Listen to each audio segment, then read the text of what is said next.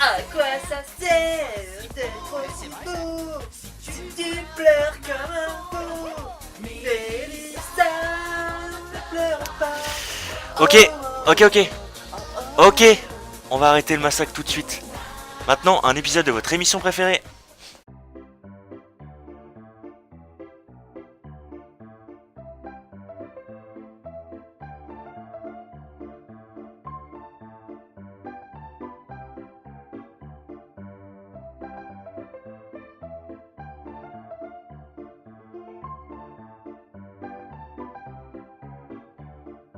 Hey, salut tout le monde et bienvenue dans Nostalgie Story. S'il y a bien un truc qui est aussi important que les dessins animés eux-mêmes, c'est bien les émissions qui les présentent. C'est vrai, que serait Roly Poly Oly, Olivier Tom, l'émission Leader sans Midi les Zouzous? Que serait Sakura chasseuse de cartes, Martin Mystère et Yu-Gi-Oh sans MC Skid? Et bien sûr, que serait le bus magique, Titeuf, Billy the Cat, les Razmoquettes sans... Minicums, on est la Minicum génération. Eh oui, aujourd'hui sans plus tarder, nous allons refaire un bond en arrière avec un point de culture générale en redécouvrant les minicums. T'es avec les minicums, goûte ta chance. Créés par Arnold de Boiseau et Patrick Levallois, les minicums étaient la caricature des personnages les plus aimés et détestés des enfants.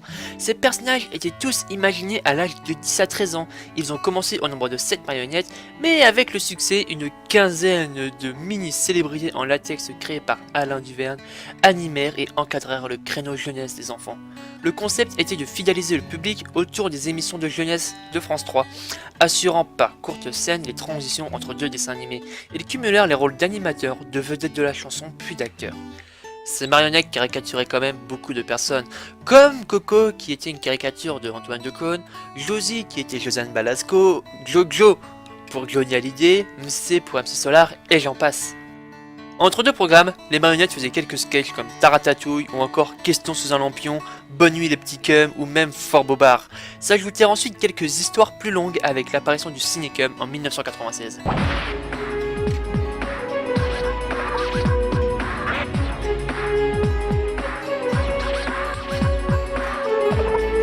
Souvent tirées d'œuvres connues. Un film les mettant en scène nommé Panicum sur l'an 2000 a été diffusé le 31 décembre 1999. Elles ont également enregistré plusieurs chansons dont un tube, Ma Mélissa, parodie culte des boys bands, devenu disque d'or en 1997, qui reste là la plus grande marque de leur passage. A noter que les minicums ont été parmi les seuls en France à faire un tube qui parlait de la victoire des Bleus à la Coupe du Monde de 1998. On va la gagner. Malheureusement, le 1er avril 2002, après 4500 émissions, les minicums quittent l'écran, signant la fin de ce que certains qualifieraient de minicum génération, remplacé par Théo 3, une des premières émissions de jeunesse réalisées intégralement en images de synthèse. Et les images de synthèse dans le monde des dessins animés, c'est non, non, non et non, c'est le diable ce genre de choses, ça pourrit les dessins animés. Surtout quand on parle d'adaptation en 3D des dessins animés. Comparer foot de rue et foot de rue extrême, c'est mort. Après les minicums et MNK, qui est un dérivé des minicums en plus condensé, plusieurs programmes ont pris le relais, mais n'ont jamais tenu trop longtemps. Théo 3, France Truc, Touwam et enfin Ludo, la plupart des anciens fans ont reproché à ces émissions de ne jamais avoir atteint la subtilité de l'esprit minicum, relativement plus mûr que ses remplaçants et doté de gags moins redondants. Certains ont même signé des pétitions en masse et ont beaucoup contacté la chaîne de télévision afin que les marionnettes réapparaissent. Finalement, les demandes incessantes des nostalgiques ont été entendues le samedi 23 décembre 2006 vers 8h du matin, lorsque France 3 diffuse Génération Minicum, un best-of de 26 minutes des minicums dans le cadre de Touwam, présenté par Coco. L'émission reprend quelques sketchs à succès avec en clôture le Cinécum, l'espion qui cherchait l'amour. L'audimat aurait été 4,5 fois plus important que l'habituel et ce n'est pas rien. D'ailleurs, personnellement c'est ça que j'ai pas compris. L'audimat a vraiment monté quand ils ont remis les minicums, mais ils ont pas décidé de les remettre ou d'en refaire quelque chose. Non, ils ont plus gardé ça comme ça. Et salut les potos, nous les minicums, on habite sur France 3. Si vous nous voulez, vous savez où nous trouver. Alors à bientôt.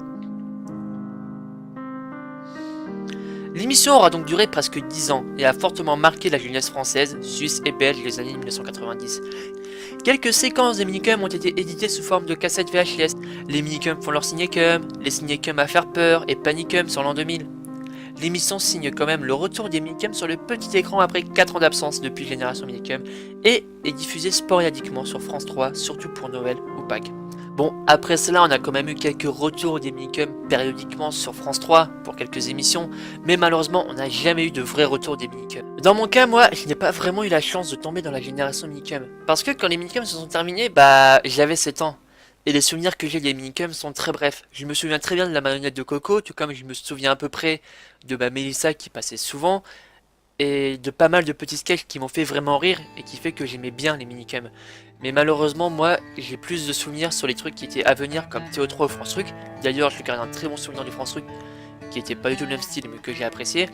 Mais en tout cas, rien ne vaudra et rien ne remplacera les Minicums pour moi.